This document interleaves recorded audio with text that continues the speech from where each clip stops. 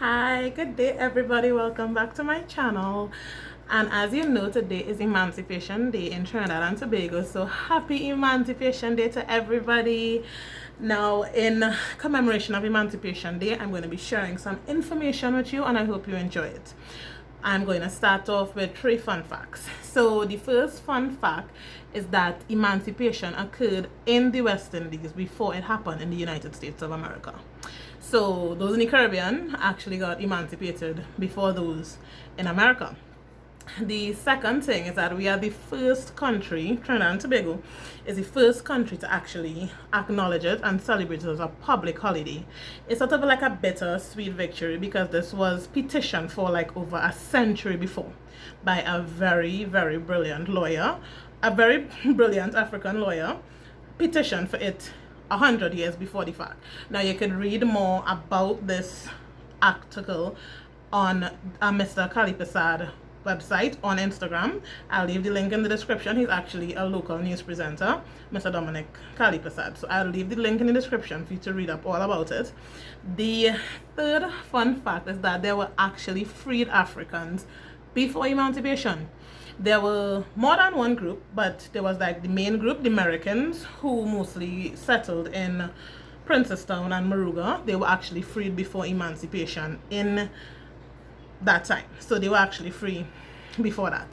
So now I acknowledge that we're in lockdown, we're a little dark and gloomy. It's usually a public holiday. People go to the Emancipation Village, people go to the beach, and we can't do it. So I'll just want to encourage emancipation from home. I usually celebrate everything culturally linked. So food, stuff like your callaloo and your stew fish and your cuckoo, you could have it. You could go for ice cream. I just went for ice cream, but it's Sunday and there was a lot of people there. So I guess a lot of you all had the eye there. Or tomorrow, as it's observed tomorrow on the public holiday, if you have the pail home, just get it rolling, get it started, and try not to let the pandemic outweigh your happiness, your joy, your pride in the actual celebration. And also I want to acknowledge that since it's one of the years we don't get African Emancipation Village in Trinidad and Tobago, which is usually held around the Queen's Park Savannah, you can still visit the Emancipation Support Committee on Facebook. I am going to put the link for that description, the link in my description for the Emancipation Support Committee on Facebook, because there were actually events all week long. There was concerts, there were performances. I think if you're not too late, you could catch one tonight, and then there's one tomorrow celebrating the life of Brother Resistance, who passed away a couple weeks ago. And last but not least, Ashe. So this is in commemoration of Emancipation Day. It's a term from Yoruba, which is an African term. It actually came from the Orisha, which is a form of Baptist.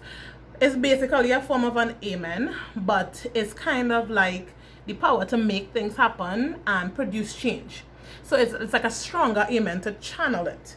So I'm also going to put the link in my description for a video that shows basically what it is about. Ashe.